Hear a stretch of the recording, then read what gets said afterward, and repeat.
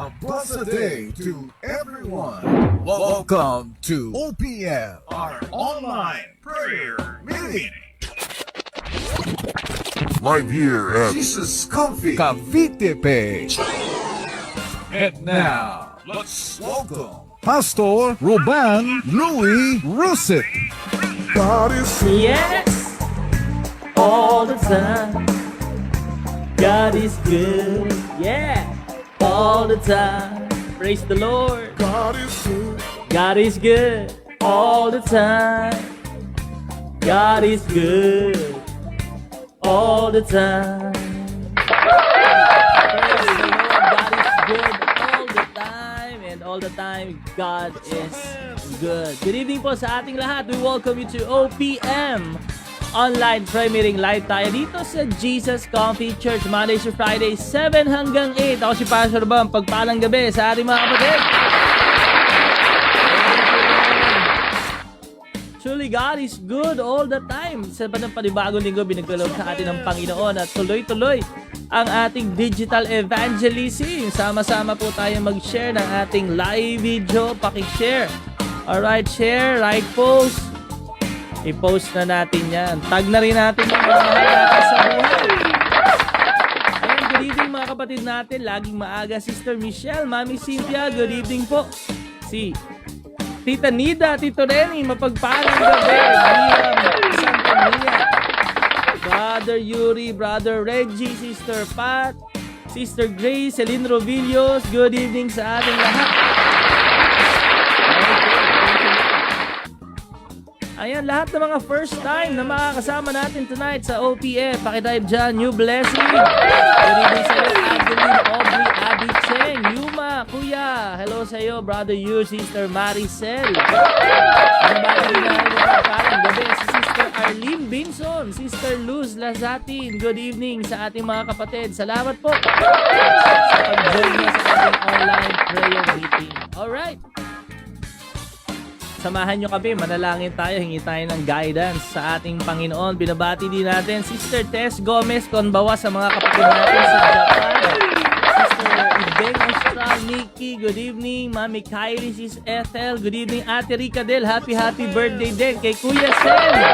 Ang gitarista ng ating J. Comfy family. Sister Neri Monson, D. Johans, good evening sa inyo. Alright, thank you Lord. Let's pray to the Lord. Hindi tayo ng gabay sa Panginoon. Praise the Lord our God. Thank you, Jesus. Aming Diyos, Ama na nasa langit, Panginoon ng lahat, sa pangalan ni Jesus, at sa kapangyarihan ng banal na Espiritu, kami po'y nagpapasalamat, nagpupuri, dinadakila ang iyong pangalan. Lumalapit kami sa iyong mapagpalang trono, puspusin mo kami ng iyong banal na Espiritu, Panginoon. Salamat po, Lord, tonight. We pray for the power of the Holy Spirit. Empower us, Lord God, with wisdom, knowledge, and understanding. Strengthen us in every area of our life, Lord God. Spirit, soul, and body. Palakasin niyo po kami, Panginoon. Ang aming pong panalangin ay ang pangungusap mo sa amin at ang iyong pagsama. Gusto ka namin maranasan tonight, Panginoon, kaya ini-invite ka namin sa aming kalagitnaan. Maraming salamat, Panginoon, sa pagkakataong ito. Makakarinig kami muli sa iyo. Kaya Lord, binubuksan namin ang aming mga puso. Ganun din Lord, pray in Jesus' name na alisin ang mga distraction, disturbances, delays ng gawa ng kaaway. At Lord, magpo-focus lang kami sa pakikinig ng iyong salita.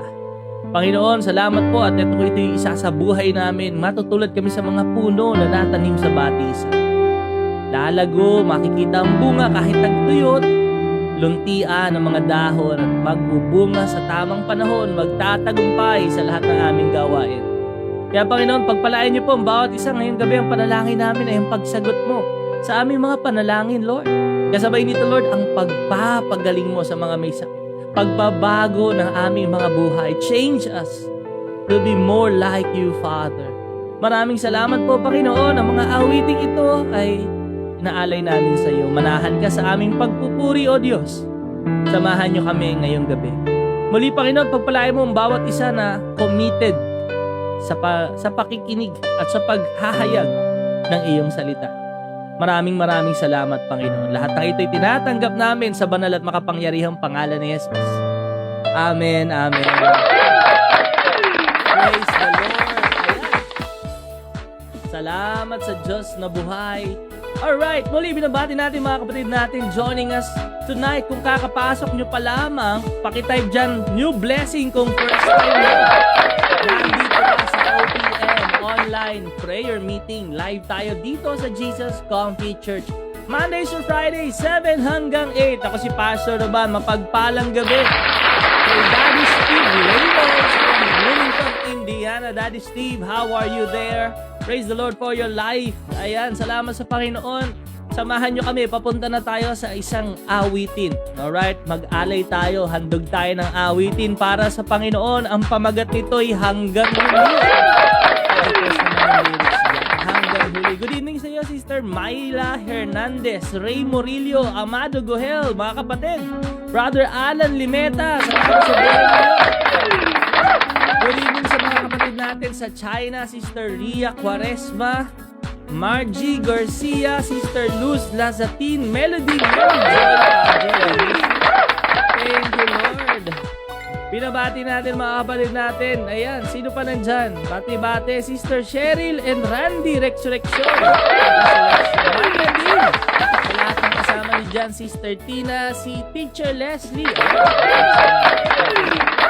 Mami Salve, good evening, Sister Mila Concepcion. Hello po sa inyo, Tita Mila. Good evening, Sister Raquel Ramirez. Ayan. Happy birthday ulit sa gitarista natin. Bata pa lang, 8 years old pa lang, nagsuserve na kay Lord. Salamat sa buhay mo, Kuya Zen. Hello sa iyo, Lorelei Pau. Good evening, Mami Bell. Ayan, Sister Janet Kison. Lahat ng mga kasama mo dyan sa kantin. Malakas naman. Yung hanggang huli, pakipost naman yung lyrics dyan, mga kapatid. Sister Grace, good evening sa iyo. Ayan, salamat sa Panginoon. Ayan, bati-bati. Yung iba naka-Japanese character, di po namin mabasa. Rivi May Villena, good evening. Okay, thank you, Lord. Sige, Sister Cyril Ann Domingo, join us tonight sa pag-awit sa ating Panginoon. Hanggang huli, ikaw ay luluwalhatiin. Amen. Paborito ko tong awitin kasi nung ginawa to, talagang ang dami naming pagod. Ang daming pagod in every area of life. Spirit, yung ating emotion, yung ating physical. Pero ang Panginoon na nagsusustain sa atin. Salamat sa mga pastors na good evening sa inyo. Okay. Salamat sa Diyos. Awitin natin ito sa Panginoon. Ikaw ba ay nasusugatan, naghihirap? Tuloy lang. Sa gitna ng kahirapan, ikaw ay isasalamatan. Sinabi mo, hindi iiwan, hindi ako mapabayaan. Yes, Lord. Ano man ang pait ng buhay na danasin, dakilain natin ang Diyos.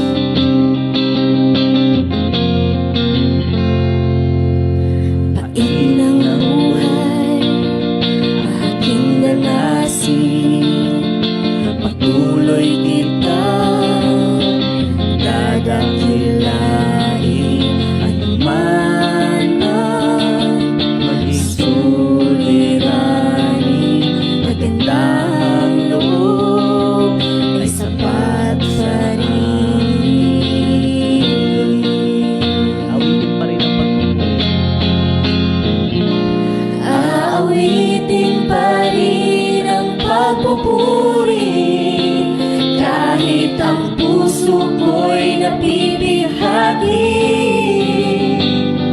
Pagsamba sa'yo, pangalan hindi titigil. Amen. Sa lahat ng pagsubok na dumating,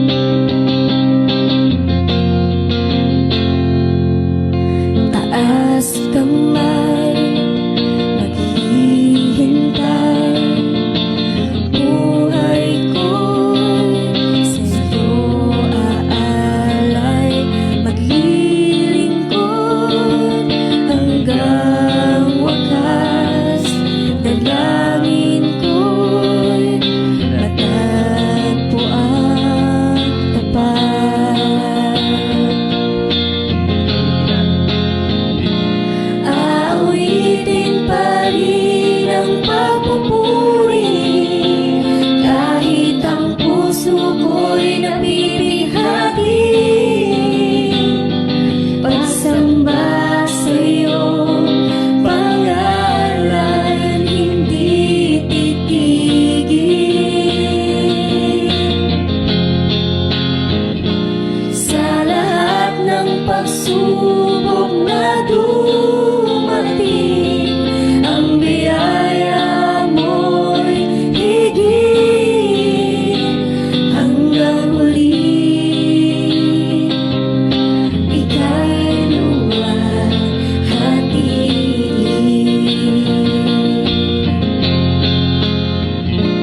Aawitin pa rin ang pagpupuri, kahit ang puso ko'y nabibighati.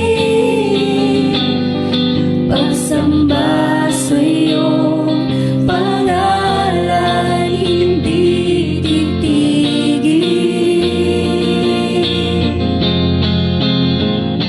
Sa lahat ng pagsubok na dumating, ang biyaya mo'y higit hanggang huli. Ika'y luwalhati.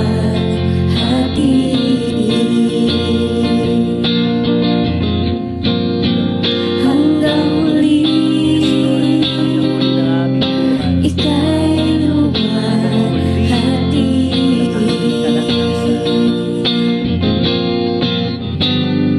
Oh Jesus, mahal kita. Sa'yo magtitiwala, maging hanggang huling hininga.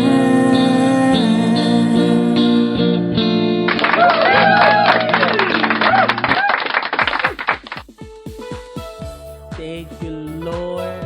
Glory be to God. Hanggang huli, magpupuri sa Panginoon. Amen. Salamat sa Diyos. Hanggang huli, magpapasalamat. Hanggang huli, sasamba sa Panginoon. Amen. Glory to God. Mapagpalang araw sa ating mga kapatid. Thank you for joining us in singing that song to our Lord Jesus. Ang pamagat niyan, hanggang huli. Ayun, makapakinggan sa ating YouTube channel. Live tayo dito sa Jesus Comfy Church para sa mga kakapasok pa lamang. Mapagpalang gabi sa inyo. Kung first time nyo, pakitype dyan, new blessing. Good evening sa iyo, Sister Novi, Sister Corazon. Good evening, Carrie. Carrie Padasay, mapagpalang gabi sa inyo. Sino pa nandyan? Binabati natin. Si Rose Clarion. Hello, Rose. Good evening. Brother Reggie. Good evening, Sister Janice Grace. Jesslyn. Good evening, Mami Mel. Genevieve Espinosa. Tita Edna Cruz. Ayan, mga kapatid natin. Maraming salamat for joining us tonight sa ating gawain para sa Panginoon. Ayan, salamat sa Panginoon. Darlo Aquino. Good evening sa iyo, kapatid. Si Tamika Fabros. Good evening din, Brother John Lo. Good evening sa ating mga kapatid. Ayan, salamat sa Panginoon buhay. Salamat sa Diyos. And syempre, tuloy-tuloy tayo sa gawain ng Panginoon. Comfy break muna, comfy break. Praise the Lord.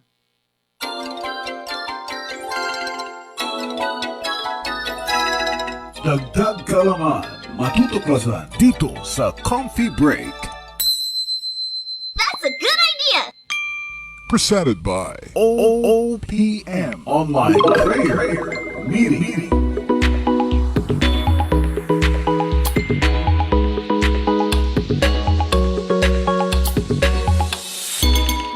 Ayan, salamat sa Diyos. Ating comfy break ha. Inom muna tayo tubig. Ayan, ang ating 4 picture and 1 verse. Mabubuo yan sa ating mga kapatid na sumagot. Ang sagot ay Psalm chapter 18 verse 28. Ang sabi dito, You Lord, keep my lamp burning. My God turns my darkness into light. Napakagandang awitin ito, no? Sa Psalm chapter 18 na sinasabi that it is God who keeps the fire. Ay yung fire, it is the desire yung passion natin na ikaw nanonood, nakikinig, nagpapatuloy ka pa rin, it is because of God's fire. It is the Holy Spirit in us. Kaya alam nyo, may pagkakataon sa buhay natin na yung ating apoy, no? Yung pag-aalab sa Panginoon, sa gawain, sa panalangin, worship, pagbabasa ng Bible, sa pag-attend. Minsan, nanlalamig. Minsan yung apoy parang nagiging baga na lang, nauupos. Alam nyo, hingin natin sa Panginoon. Kapag tayo nanalangin na, Lord, give me again the desire. Lord, give me again, help me by the fire of the Holy Spirit. Alam, bigyan tayo ng passion and desire, bibigayan sa atin ng Panginoon. At muli tayong mag-aalab sa Kanya. That's a good idea! Presented by OPM Online Prayer Meeting.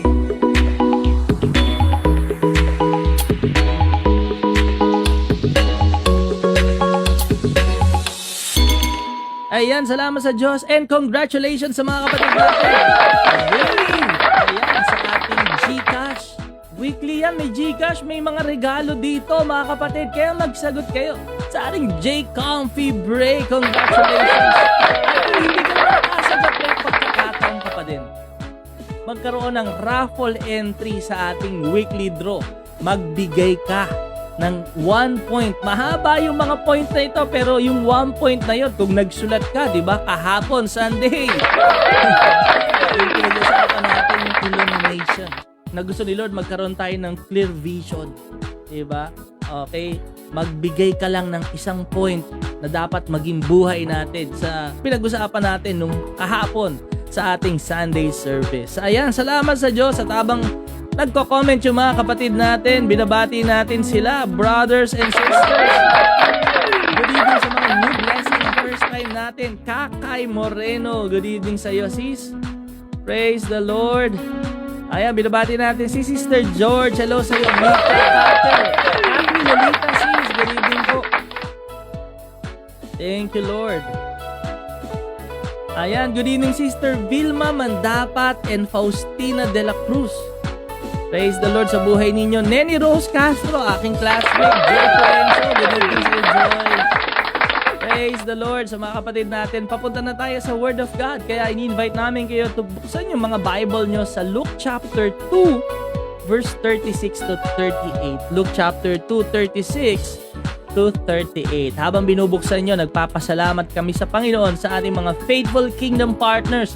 Patuloy talaga ang pagbibigay sa Panginoon. Ang ating generosity talagang matetest. Ngayong yung faithfulness natin sa pagbibigay, nasusubok Kapag may mga bayarin, magbibigay ka pa rin ba? Ayan, salamat sa mga faithful kingdom partners. Hindi naman nawawala yung pangangailangan Napansin nyo ba yon? Na yung mga needs natin hindi naman natatapos Pero alam nyo, when we honor God with our wealth, with our finances, kapag nagbibigay tayo, it is God who prospers us. It is God who provides all our needs.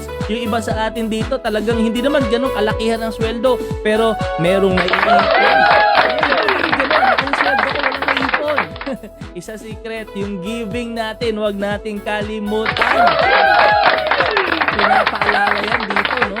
Good evening mga kapatid. Salamat sa iyo, Reynalyn Liboon. Praise the Lord. Sister Corazon Ilagan. Salamat sa mga stars. Salamat sa Diyos. When we give to God, we are worshiping our Lord. Kaya maraming salamat. Tanggapin niyo po ang pagpapala ng ating Panginoon. Alright. Habang binubuksan niyo Bible niyo, Luke 2:36 to 38, ilang days na lang. Grabe, malapit na. 17 days. 2 linggo na lang, magkikita-kita na naman tayo face to face. Sama-sama naman tayo sisigaw, aawit. Alam mo yung mananalangin sa ating in-person gathering this coming November 28. Ayan, November 28 po yan, Sunday. Siyempre, simula natin 9:30 para maka-join ka, basahin mo yung mga details sa ating Jesus Coffee page. I'm so excited to be with you and to see you and ma-meet namin kayo, hindi lang online, no? Yung mga kapatid natin na hindi pa namin nakikita, gusto namin kayong makasama sa pag-awit at pagsamba sa Panginoon. Ulit, kailan po yan? November 28. Isang beses lang yan sa isang buwan. Kaya let us not miss the opportunity to be blessed and be anointed by the Father, by our Father in heaven. Ayan, good evening sa iyo, Brother Ken. Sa lahat ng mga may Bible, pakitype dyan, I am ready. Salamat sa Panginoon. Basahin natin ang salita ng Diyos. Luke chapter 2, 36 hanggang 38. Sabi sa verse 36, naroon din sa templo ang isang propetang babae na ang pangalan ay Ana. Ayan, si Ana. Anak ni Phanuel at mula sa lipi ni Asher, siya'y napakatanda na. 7 taon lamang silang nagsama ng kanyang asawa. At ngayoy 84 na taon na siyang biyuda. Lagi siya sa templo. At araw-gabi ay sumasamba sa Diyos sa pamamagitan ng pag-aayuno at pananalangin. Nang oras na yon, lumapit sa kanya sina Jose at Maria at nagpasalamat sa Diyos. Nagsalita rin siya tungkol sa mga sasanggol sa lahat na naghihintay sa pagpapalaya ng Diyos sa Jerusalem. Panginoon, aming Diyos at tagapagligtas, salamat po. Aming panalangin ang iyong pagsama, mangaral at magturo. Kausapin niyo kaming lahat, Panginoon. I-check ang aming mga puso at kung makita namin ang aming mga pagkukulang, ito'y aming pagsisihan. Salamat, Panginoon. Makikinig kami sa iyo. Sa pangalan ni Jesus. Amen. Ayan, praise the Lord and glory be to God. Salamat sa Panginoon. Muli, ating mga kapatid, nakakapasok pa lamang. Welcome po sa ating OPM or online prayer meeting. Live tayo dito sa Jesus Coffee Church. Mondays to Fridays, 7 hanggang 8. Ako si Pastor Roban at simulan natin ang isang series na ipinagkalob sa atin ng Panginoon. You know what? Ito yung napili natin kasi sa panahon ngayon, para bang dahil medyo maluwag na yung restrictions o alert level 2, 3 o naman yung level sa inyong lugar, para bang nanunumbalik na ulit tayo sa mga kanya-kanya nating buhay, trabaho, dati work from home, ngayon napunta ka na dun sa mismong opisina ninyo, nakakalabas na ang mga bata sa ibang lugar. Well, ang pinapaalala ng Panginoon, hindi dapat matinag ang ating panalangin, debosyon, ang ating pananampalataya sa Kanya. Kaya ang ating series title is Unwavering. Ayan, unwavering.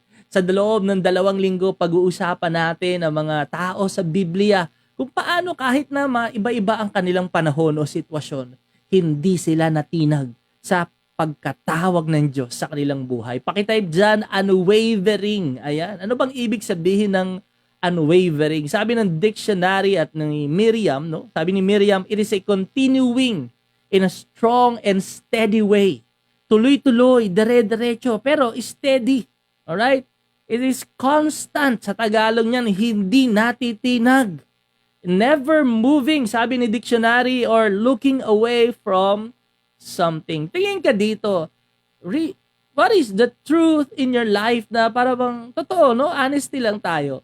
Ano yung mga bagay na nagiging dahilan kung bakit humihinto tayo sa ating pagsamba sa ating Panginoon? When you hear the word worship, it's coming to church. Ngayon, pandemic, attending online, yung worship natin, giving, nagbibigay tayo. Ano ba yung mga nagiging dahilan sa buhay mo para hindi ka na maging committed doon sa pagsamba natin sa ating Panginoon? What stops us from being committed in our worship to the Lord? At ito po mga kapatid, pag-usapan natin si Ana. In Luke chapter 2 verse 36 to 38, napakarami nating matututunan sa kanya. Ang sabi dito sa verse 36 ay isang propetang babae na pangalan ay Ana, prophetess. So he was prophesying the word of God, nagpapahayag siya ng salita ng Diyos. At sabi dito ng Bible, ang description kay Ana, ayan, sabi niya ay napakatanda na. Lola to sa mga lola. Shout out sa aming Lola Mercy, 88 years old na. No? Siya ay napakatanda na. 7 taon lamang silang nagsama ng kanyang asawa. So, yung buhay niya dati, meron siyang asawa. Siguro, hindi sinabi dito na yung kanyang edad kung kailan siya nag-asawa, pero pag isinuman natin parang Lord, mga mga 25. O nag-asawa siya, 7 years, siguro nasa 30 plus, 32. At ngayon, 84 na taon na siyang biyuda. Imagine that. 7 years lang siyang naka-experience ng buhay mag-asawa. Tapos, namatay na din yung kanyang asawang lalaki. Hindi pinangalanan eh. So makikita natin na siya po ay naging biyuda na after 7 years. At sinasabi ng Bible dito na sa verse 37, ngayoy 84 na taon na siyang biyuda. So kung gagawin natin yung math, parang nasa more or less, nasa 50 plus years si Ana na nagsaserve sa temple. At sabi rito, lagi siyang nasa templo. Araw-gabi sumasamba sa Diyos sa pamamagitan ng pag-aayuno at panalangin. Ang dami nating matututunan. Unang-una, we can see the life of Anna. 7 years, she was happily married. But after that, namatay na yung kanyang asawa. Siyempre, alam niya yung naranasan niya yung pain. Alam mo yun, merong pain to, emotionally, mentally, ano na mangyayari sa buhay ko. Tandaan niyo po sa Bible, kapag widow ka na, wala ang magpo-provide sa'yo, aasa ka na lang sa limo, sa mga tira, sa mga bigay ng mga tao. So, she was a widow right now na, ano ba, sakit nito, 7 years, hindi man lang ginawang dinagdagan pa ng 10 plus 10 years para naging masaya naman ako. Pero alam mo si Ana, naramdaman niya yon. She knew pain. Pero itong maganda kay Ana, yung kanyang faith sa Panginoon, yung kanyang pagsamba sa Panginoon, despite of her loss, nawalan po siya ng asawa eh. Kahit na nawalan siya ng asawa, sabi ng Bible, nagpatuloy pa din siya. Araw-gabi, sumasamba pa rin siya sa Panginoon. So yung nangyari sa kanyang buhay, hindi siya naging bitter doon sa kawalan. And pwede bang, alam mo yun, tanungin mo lang yung sarili mo, o nga no, Lord, no? Bitter ba ako kapag ako'y nawawalan tapos sinisisi kita, tapos titigil na ako mag-worship? Kasi dahil hindi mo to ginawa para sa akin. What events in your life that made you bitter to live your worship life? Alam mo yun, anong mga dahilan? Dahil ba nag-break kayo? Broken-hearted ako, pastor. Ayoko na mag-worship. Hindi ka na a-attend? Hindi ka na sasamba sa Panginoon? Dahil ba nawala na yung nag-i-invite sa iyo? Wala na yung nag-i-invite sa akin. Hindi na rin ako a-attend. Alam mo si Ana, di natin alam, maaring yung kanyang asawa ang nagdala sa kanya sa Panginoon. Pero nung nawala yung kanyang asawa, nagpatuloy pa din siya. Naunawaan niya yung relationship niya sa Panginoon personal. Tingin ka rito. Alam mo, thank you Lord sa mga nag-invite sa atin. Alam mo, yung buhay natin parang race. May nauuna, may nahuhuli, may nagsisimula, masarap maraming kasabay, di ba? Pero ang totoo niyan, hindi naman lahat tinatapos eh. Hindi naman lahat nagpapatuloy. May humihinto. Pero dalangin ko magpapatuloy ka. Amen? Kahit mawala yung nag-i-invite sa'yo. Ano yung mga events sa buhay mo, maaring ikaw, gaya ni Ana, nawalan ka ng mahal sa buhay. Yan ba'y magiging dahilan para huminto ka na sa pagsamba sa Panginoon? Yung iba, dahil nawalan sila ng mahal sa buhay, ayoko na. Alam mo, galit na ako sa Panginoon kasi dapat sinagip niya, dapat pinagaling niya yung mahal ko sa buhay. O maring nagkasakit ka, na sinisisi natin ng Panginoon na hindi tayo iningatan. Or maaring ito yung mga bagay sa mundo, na walang kang trabaho, nagtampo ka na kay Lord. Alam mo yung tinanggal ka sa trabaho, wala na, nawala na yung fire mo sa worship. Ano mga events sa buhay mo? Business? Humina yung business, hindi nag-move on, hindi nag-push yung pinagpe-pray mong business na yan, na-disappoint ka, yung expectation mo hindi na-meet, o maaaring baka ang naghahadlang sa ating pag-worship ay kasalanan. Pero alam mo si Ana, kahit ganun pa man kahirap yung kanyang sitwasyon, nakakaranas na matinding kapighatian, nawalan po siya ng alam mo yun, sa buhay niya ng asawa na sasandalan niya na magpo-provide sa kanya, nagpatuloy pa rin si Ana. Unwavering worship to the Lord. Kahit na wala yung kanyang asawa, patuloy siyang sumamba sa Panginoon. And it reminds me of this verse in Psalm chapter 34 verse 1. Ito yung panahon na si David po nagbaliw-baliwan kasi papatayin siya. Nababaliw na siya. Yun ang tingin ng tao sa kanya. Ang hirap ng kanyang sitwasyon. Pero ang sabi ni David sa awitin, sa lahat ng pagkakataon in verse 1, si Yahweh ay aking pupurihin. Pagpupuri ko sa Kanya ay hindi ko patitigilin. Hallelujah. And I pray that this will be our song na sa gitna ng kahirapan, sa gitna ng mga kapighatian, sakit, kamatayan o anumang mga harapin natin sa buhay, hindi tayo titigil sa pagsamba natin sa Panginoon. Hindi maging, alam mo yun, na parang conditional yung ating pag-worship sa Lord. Alam mo yun, yung conditional love, mabilis mawala yan eh. Kapag yung pag-ibig mo sa Panginoon may condition, Lord, bigyan mo akong trabaho, mamahalin kita, worship kita. Mabilis mawala yun. Lord, bigyan mo ako lifetime partner, Lord. Magkatuloy yung kami, talagang magsasamba kami pareha sa'yo. Pero kapag nag-break kami, wala na rin. Hindi na ako tutuloy. Nawawala yan. Pero itong si Ana, kita talaga unwavering yung kanyang pag-ibig sa Diyos, yung kanyang pagsamba sa Panginoon. Bakit? In verse 37, even though na talagang nakaranas siya ng pain, great pain in her life, she never left the temple. Nandoon siya, araw-gabi, sumasamba sa Diyos sa pamamagitan ng pag-aayun at panalangin. Well, this is true. May mga tao, di ba, para bang yung nagkaroon lang ng boyfriend, girlfriend, nakalimutan na si Lord. Nagkaroon ng work, wala na. Hindi na nakalimutan na si Lord. Yung promise niyang magbibigay siya, hindi niya na naalala yon. Basta sa kanya, masaya na siya sa buhay niya. And iba to si Ana na magandang natularan natin because her life was a wonderful picture of true happiness with her relationship with God. Na masaya siya sa relationship niya sa Diyos. You know why? Kasi imagine that. Example lang, no? So, mga 25 siya nag-asawa. So, 32, namatay na yung kanyang asawang lalaki, nabiyuda na siya. Bata pa to, pwede pa siya mag-asawa. Tama ba? Pero hindi na siya naghanap ng bagong relationship. Bakit? Punong-puno na siya sa relationship niya kay Lord. Amen. Ano mo yun? Si Ana, wala na yung asawa ko. Sumasamba naman ako kay Lord, pero bakit namatayan ako? Bakit wala na yung love of my life? Huwag na, gagawa na lang ako. Makikipag-chat na lang ako sa iba. Naghanap ng iba. Instead na lumapit sa Panginoon, yung iba lumapit sa iba't ibang mga naghanap ng outlet kung saan, makakahanap ng bagong relationship. Pinakita niya yung kanyang buhay. She devoted all the remaining years of her life to the Lord.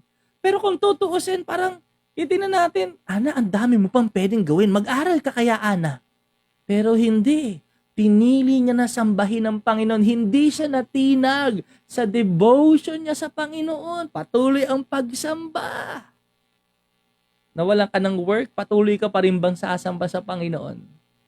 Humina ang negosyo, patuloy ka pa rin ba? And I pray na maging yung worship natin, maging unwavering. And God is speaking to us right now. Na, Lord, konting mga yanig sa buhay ko. Nayayanig na rin yung aking worship life. And imagine that, a widow, si Ana na widow, parang titingnan natin wala na siyang provider, magbi-business na lang ako, sabi siguro ni Ana. No? Yung iba dyan, di ba? Siyempre, kailangan namin yan, pastor. Totoo naman kailangan natin. Pero ibahin mo to. Wala na talaga siyang provider. Sa kanilang panahon, hindi pwede po magtrabaho ang babae. Ang Diyos ang naging provider niya. Why? Because He chose God to be her husband. Alam mo, sa buhay natin, ganda ng tinuturo nito. Etong si Ana, sa mga babae, she remained pure after her husband died. Hindi na siya naghanap ng iba pang relationship. Wala na sa kanya yung second marriage, third marriage, wala na. Totoo po, and I am a family man and I am for a family. Gusto ko magkapamilya tayo. It's good to have family, have children. Masaya po magkaroon ng pamilya. Pero alam mo si Ana, wala na sa kanya yun. Yung calling niya talagang, I will serve the Lord. I will worship the Lord. Tinuturo nito, pakinggan mo ito maigi. Itinuturo nito sa ating lahat. Amen. that human relationship, itong human relationship, pwede kang mabuhay at maging masaya kahit wala kang boyfriend, asawa, girlfriend. Basta meron kang Hesukristo sa buhay mo. May mga biyudang nanonood dyan, nakikinig dyan, masaya sila. Alam mo yun, yes, we long for someone kung may papadala si Lord, pero masaya ka kapag may Jesus ka. Yung iba kasi ang mindset, naku, wala akong relationship, ang lungkot ng buhay ko. Pastor, magpapasko pa naman, magiging malamig to. No, when you have Jesus, you have the fire of God, of His love sa buhay mo. Minsan kasi akala ng tao that human relationships will fill the emptiness in our hearts. Mali. Ito tinuturo dito kay Ana. Makikita natin na si Ana, 7 years and almost 50 years contento na siya na kay Lord na lang siya sasamba. Hello? Alam mo yun? Hanapin mo muna si Lord. Yung relationship mo muna kay Lord, yung ayusin mo. Hindi yung kapag broken tayo, hinahanap natin na magpupuno sa atin, broken people din. Yung basag, tsaka basag, hindi mabubuo yun. Tanging ang Diyos ang makapagbubuo sa atin. Alam mo yun, lumapit tayo sa Panginoon. Siya yung dapat, yung priority sa relationship natin. Pinapakita sa buhay ni Ana na kahit wala siyang lalaki sa buhay niya, physically, no? Basta may Kristo siya sa puso niya. Basta si Lord nasa puso niya, kumpleto siya. Kumpleto siya. Nakakatuwa, unwavering yung kanyang pagsamba sa Lord. May relationship, wala, diretso kay Lord. Sasamba pa din ako. Alam mo yun, maluwag man o masikip ang daraanan, diretso pa rin ako kay Lord.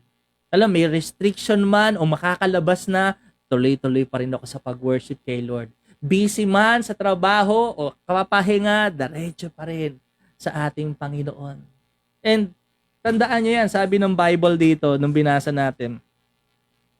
Sa verse 37, lagi siya sa templo, araw at gabi. Yung kanyang buhay, dinibot niya na yun sa Panginoon. At 84 na taon na siyang byuda. 84 years na byuda itong si Ana. Isipin natin, Lord, ang grabe, no? Ang tagal. Natiis niya yon? Yes.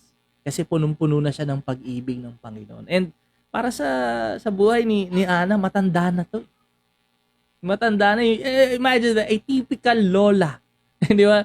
Yung lola na medyo siguro kubado na. Yung lola na meron ng amnesia, nakakalimot na. Yung lola na hindi na masyadong makarinig. Mahina na yung mga tuhod. Matanda na to eh. But she never lost hope, waiting for the Lord Jesus Christ. Hindi po siya nawala ng pag-asa. At kahit nasa gitna ng kanyang katandaan, ng kahinaan, hindi yun naging hadlang sa kanyang pagsamba. Tingin ka nga dito, ano ba yung excuse natin bakit hindi tayo makasamba sa Panginoon? Etong si Ana, alam mo yan, mahina na to eh, matanda na ito eh. Mas matanda pa ito sa atin eh. Sino ba dyan mas matanda sa 84? Pero tuloy-tuloy pa rin sa gawain. Pero hindi naging hadlang yun. Ang dami nating excuse. Ang dami nating mga reason bakit hindi tayo magsasamba sa Panginoon. Bakit hindi tayo maka-attend? Bakit hindi tayo makapunta sa gathering natin? Bakit hindi ganito? We have all our excuses. Pero si Ana, unwavering. Tuloy ako, diretso ako. Tuloy-tuloy ako sa pagsamba ko sa Panginoon. In Psalm 146 verse 2, pupurihin ko ang Panginoon habang ako'y nabubuhay. And I pray na maging awitin natin ito. Na habang tayo nabubuhay, ano man ang sitwasyon, ano man ang panahon, magpupuri pa din tayo sa Panginoon. Sabi niya, ako'y aawit ng mga papuri sa aking Diyos habang ako ay may buhay. Hallelujah. Patuloy tayo, kapatid. Like Ana, meron ka pa namang kamay, humihinga ka pa naman, may paa ka pa, may boses ka pa, papuri ka sa Panginoon. Alam mo yun, natili siya dun sa temple. And it is a wonderful point na kailangan maunawaan natin na nanatili na siya doon, hindi na siya umalis doon. Kasi na-experience niya na yung presence of the Lord. He honored God's day, yung Sabbath. Alam nyo, yung word na Sabbath, maraming beses nabanggit ito sa Bible, 111 times. In the Old Testament, 68 times in the New Testament. Itong Sabbath, Alam mo yun, sinasabi dito sa Isaiah 58 verse 13 to 14, Good News Translation, nire-reward ni Lord yung mga nag-o-honor ng pagsamba. Kaya alam mo, kapag tayo may mga gawain, nire-reward ni Lord yung mga present. Nire-reward ni Lord yung mga nag-o-honor sa time. Kapag sinet na tayong ganito, nandun ka na, ino-honor ni Lord yun. And even in online, alam mo yun, nagbibigay ka talaga ng free time na, Lord, I will watch the replays. Na walang distraction, magpo-focus ako. God honors those who honors Him. Kapag tayo po ay nagpaparangal sa Panginoon sa araw ng pamamahinga, sa mga gawain niya, kita ni Lord yan. May attendance yan. In verse 13, sabi doon, if you treat the Sabbath as sacred and do not pursue your own interest on that day. Sabi niya, kapag kinip mo yung Sabat ko, for example sa atin, yung Sunday Fellowship ngayon, meron tayong online prayer meeting, Mondays to Fridays, Sabado, Samba. Sabi niya, if you treat the Sabbath as sacred and do not pursue your own interest on that day, if you value my holy day and honor it by not traveling, working, or talking idly on that day, alam mo, sinasabi dito ng Good News Translation, yung mga ginagawa ng mga tao kapag Sabat pupunta sa lugar na ito, mamamasyal dito, magtatrabaho, makikipagkwentuhan, alam mo yun, na hindi naman nauuna ang Panginoon. Sabi niya, kung iunahin mo ako, sabi niya sa verse 14, then you will find joy that comes from serving me. Sabihin mo nga yan, you will find joy that comes from serving me. Totoo yan. Na kapag nakaka-attend tayo, di ba? Ang sarap sa pakiramdam. Yes, Lord. Yung parang kahit sa bago ka pa lamang, meron ka attendance check, yes, naka-attend ako. Pansinin mo, kapag hindi ka na nakaka-attend, hindi na nagiging maganda yung buhay. Para bang nanggulo na, stress na ako. Ang dami ng trabaho, sobra na akong busy. Ano ba nangyayari sa buhay ko, Lord? Nawawala na ako ng saya kahit meron naman ako ng mga bagay nito. Because you know why? Joy comes from the Lord. And when we honor God's day, when we honor His word, sabi rito, we will find joy that comes from serving God.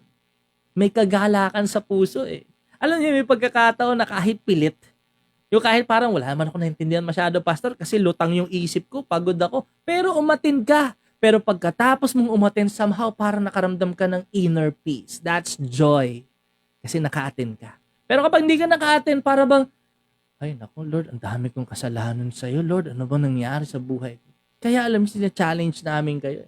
Alam mo, you want joy in your life, contentment, satisfaction, fulfillment, meaning, matatagpuan mo yan sa salita. You will find it. Sabi rito, I will make you honored all over the world and you will enjoy the land I gave to your ancestors, Jacob. I, the Lord, have spoken. God will bless us. God will bless us with things for our enjoyment. Pasasayahin ka ng Panginoon. At kitang-kita mo yun sa buhay ni Ana. For 84 years na siya'y byuda na, masaya siya sa piling ng Panginoon. Hindi na siya naghanap ng kanyang boylet. Hindi na siya nag-business. Ay, magbe-business ako, masaya mag-business. Hindi na siya nanahi. Hindi na siya nag-cross-stitch. Ano yung mga usually na ginagawa ng mga tao pag naboboring, mga matatanda, di ba? Makita mo, nasa casino. Alam mo, naghahanap sila ng kasayaan. Magsusugal sa ganito, magtatry ng ganito. Ana experienced the joy of the Lord in the temple. Naghahanap ka ba nito sa buhay mo? And ito yung isang susi. Ito isang dahilan kung bakit hindi na siya nag-asawa. Bakit hindi na siya naghanap pa ng iba? Because Ana experienced joy in the presence of the Lord. In Psalm chapter 16:11, ituturo mo ang landas na patungo sa buhay. Sa piling mo, madarama ang lubos na kagalakan. In your presence, there's the fullness of joy. Fullness. When the Bible says fullness, you lack nothing. Wala ka nang hahangarin pa kasi sobrang saya mo na sa presensya ng Panginoon. That's why we challenge you. Dalangin ko na maging unwavering yung ating worship life. na magtuloy-tuloy tayo sa ating Panginoon na kahit ano man ang sitwasyon, ano man ang panahon, ano mga problema at pagsubok na kinakaharap natin, magpatuloy tayo na sumamba sa ating Diyos. Amen? And we will experience the joy of the Lord. Manalangin tayo. Salamat po, Lord. There's joy in your presence. Lubos ang kagalakan. Fullness. We declare that. Fullness of joy. Lord, sa mga kapatid ko na committed, unwavering ang worship life. Patuloy sa pag-attend, patuloy sa pagsamba, patuloy sa mga gawain. Lord, help us. Let us experience the fullness of joy that will overtake every problems, every challenges in our lives. Ang kagalakang ito, Lord, papawiin niya ang kalungkutan sa aming mga buhay. Kahit na naghihirap, may sakit, kahit dumaranas ng mga matitinding pagsubok, your joy in your presence, that fullness of joy will overflow in our hearts. And we will just remain, abide, and continue to dwell in your presence. Salamat po sa kagalakan. If you're listening and watching tonight and you're saying, Pastor, wala akong kagalakan. Kahit na may pera, para bang may kulang. Kahit naman masaya kami, kumakain ng masasarap, parang may kulang. That void in your heart, that emptiness, only God can fill. Tanggapin mo si Lord sa buhay mo, kapatid. Humingi tayo ng tawad kasi nahuli siya. Hindi siya naging priority sa buhay natin. And God will fill you with His joy. And sasabihin mo, hindi mo na kailangan ng lahat. Si Lord lang, sapat na, higit pa siya sa buhay natin. Kaya if you're that person tonight and you say, oh nga, Pastor, yung worship life ko, hindi unwavering, kumbaga nag-waver, natitina, dahil sa mga pagsubok, kawalan, sakit, problema, bayarin, God can help you. Like Anna, God can provide for you. Kung paano nag-provide ang Lord, 84 years na byuda si Anna, hindi siya pinabayaan ng Panginoon. Hindi ka papabayaan ng Lord. I-devote mo na yung sarili mo sa Lord. And especially for those people na dumating na sa kanyang pagiging senior citizen. There's people watching na, senior ka na, huwag ka na maghanap ng iba. You have lived your life. Hindi mo na alam kung ilang taon na lang yan, kapatid. No one is sure. Bigay mo na yan sa Panginoon. If you're that person tonight, sinasabi mo yun, Pastor, gusto ko na ibigay sa Lord ang buhay. Yes, He's waiting for you. Sabihin mo ito, kapatid. Galing sa puso mo. Sabayan mo ako sa prayer. Panginoong Jesus, kailangan kita sa buhay ko. Lord, patawarin niyo po ako. Isa akong makasalanan. Pinagsisisihan ko na ang lahat. Binubuksan ko ang aking puso. Tinatanggap kita sa aking buhay bilang Panginoon at tagapagligtas. Tinatanggap ko po ang kagalakan. Punuin mo ako, Panginoon, ng kagalakan. Patuloy akong sasamba sa iyo. Salamat po, Panginoon, sa pagpapatawad sa buhay na walang hanggan sa langit. Habang ako'y nabubuhay, sasamba ko sa iyo. Habang may hininga, magpupuri sa iyo. Sa pangalan ni Jesus. Amen. Praise the Lord. Kapatid, if you pray that prayer with us, naniniwala kaming pinatawad ka na ng Diyos at binigyan ka na niya ng buhay na pero wala ka tayo sa langit. Yung pangalan natin nandun na, recorded na. Pero habang tayo narito, like Anna, ang gusto ng Panginoon, sumamba ka sa Kanya. Habang ikaw ay may hininga, magpuri ka sa Panginoon. Amen? And let the Lord be our provider. He will be our protector. Let's give Him the platform sa buhay natin. The Lord, sige po, I will trust you and you will be my provider and protector. Amen? Congratulations sa atin. Huwag kang huminto. At kung ikaw ay sumabay sa panalangin, maraming sasabi, Pastor, huminto ako eh. Bagong simula ang ibinibigay sa iyo ng Panginoon. Magpatuloy ka, kapatid. Maranasan mo ang kagalakan sa piling ng Diyos. In 5 minutes, tapos na tayo. Pero bago tayo mag-end, let us pray for one another. Mga kapatid natin, may karamdaman. You need joy, peace in your heart. You have prayer requests. I-send nyo yan. I-comment nyo dyan. Kukunin nyo ng mga prayer warriors natin. At syempre, sa inyong mga tahaw, nasan man ikaw, sabihin mo, yes, Lord. Agree with us. Sabihin mo, amen.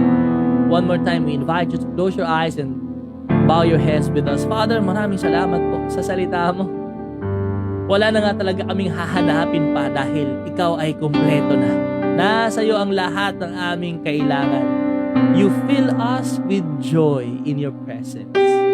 Kaya Panginoon, maraming salamat. Tonight, kami po ay humihiling ng paggabay ng Banal na Espiritu. Sa aming kalungkutan, ikaw ang maging kagalakan. Sa kaguluhan, ang kapayapaan ang gagaling sa iyo. Sa mga pagkukulang namin, ikaw ang kapunuan. Kaya Panginoon, aming Ama sa langit, kami po ay lumalapit. Samahan mo kami sa aming buhay. Like Prophetess Hannah, tulungan mo kami na magtuloy-tuloy. Tulungan mo kaming manatili sa iyo. Manatili sa aming pagsamba. Yung worship life maging unwavering in the name of Jesus. Kahit ano man ang mga pagsubok, bagyo, lindol ang dumating sa buhay namin, hindi kami mayayanig sa aming pagsamba. Hindi titigil ang aming pagpupuri sa salamat sa iyo. We pray for people na may karamdaman, Panginoon. There are people watching na nararanasan ng may sakit, Panginoon. COVID, Delta variant, cancer, may sakit sa tiyan, sa kidneys, in the name of Jesus. Ano man ang sakit na ito, Panginoon, sabi ng salita, lahat ay luluhod sa pangalan ni Jesus. Kaya mula ulo hanggang talampakan, inutusan ko ang lahat ng sakit sa katawan mo. Lumayas sa pangalan ni Jesus.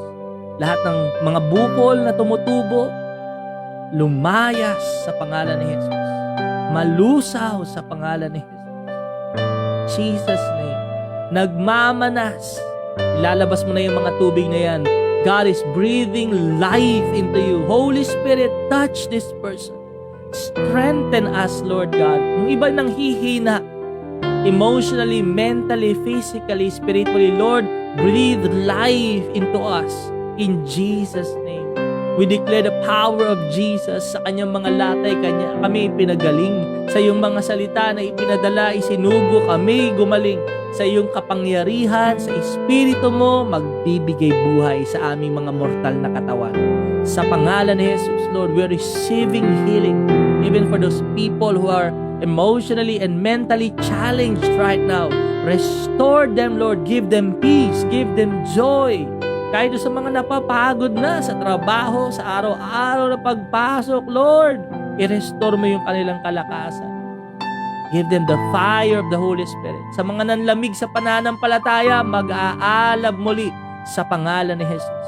Lord, inaalis namin mga spirito ng kapanlalamig, lukewarmness yan, Lord, yung mga kabigatan sa buhay, Lord, inaalis namin sa pangalan mo. At Lord, binibigay mo sa amin ang apoy, kagalakan sa paglilingkod sa iyo. Maraming salamat. Maging ang mga pangangailangan namin, salamat po dahil nagbubukas ka ng mga pintuan sa mga bagong trabaho, local, abroad, opportunities. Binubuksan mo, Panginoon. Mga business, ikaw magbe-bless, lalo na sa mga faithful kingdom partners. Pagpalain mo sila, Panginoon, at lalo pa silang maging blessing sa marami. Salamat, Lord. Dinadalangin din namin ang kaligtasan ng aming pamilya. Proteksyon sa aming buong sambahayan. Sa pangalan ni Jesus. Amen. Praise the Lord. Ayan, salamat sa Panginoong buhay. Tunay nga na naririnig niya tayo, no? Salamat sa Panginoon. If you prayed that prayer with us kanina, no? Salamat sa Panginoon dahil when 2 or 3 agree, bibigyan sa ng Panginoon sa atin. Salamat sa Diyos at patuloy lang tayong maghintay, manampalataya. Praise the Lord sa buhay ng bawat isa for inviting your friends. Sa lahat po na nag-share ng live video, kung hindi mo pa nagawa, mag-share ka, may mga replay yan. Tanda rin yung mga lovers natin. Nagpapasalamat din tayo sa Diyos, sa ating mga faithful kingdom partners and builders. Tuloy-tuloy po kayo sa pagsamba niyo sa pagbibigay. Ayan, salamat sa Panginoon sa ating mga new blessing, sa mga kasama natin live. Maraming salamat. Kanina kung sumabay ka sa ating prayer, tinanggap mo si Jesus bilang Lord and Savior, anak ka na ng Diyos. Kaya, sabihin mo, sabayan mo ako, I am a child of the Most High God. I am blessed. I am full of wisdom, full of power, full of potential. I can do all things. I will overcome. I have a great destiny in Christ. I believe it and I receive it. In Jesus' name, amen. Sigaw mo, power is in you. Sigaw, Jesus, our King of Kings and the Lord of Lords. Muli, maraming salamat for joining us tonight sa ating OPM online prayer meeting. Live tayo dito sa Jesus Comfy Church. Mondays to Friday, 7 hanggang 8. Ako si Pastor Laban. God bless you. Have a great night. See you again. Bye!